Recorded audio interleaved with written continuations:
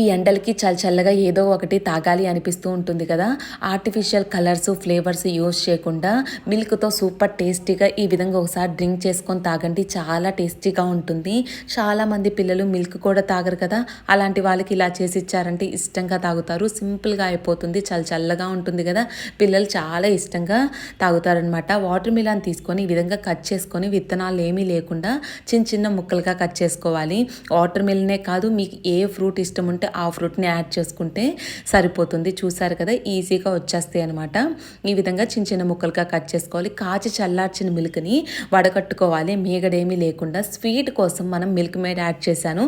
మీకు అది లేదు అంటే బెల్లాన్ని కానీ షుగర్ని కానీ యాడ్ చేసుకొని బాగా మిక్స్ చేసుకొని ఉడకపెట్టుకున్న సగ్గు బియ్యాన్ని యాడ్ చేసుకోవాలి. అలాగే ఐస్ క్యూబ్స్ యాడ్ చేసుకోవాలి చల్లగా ఉండటం కోసం.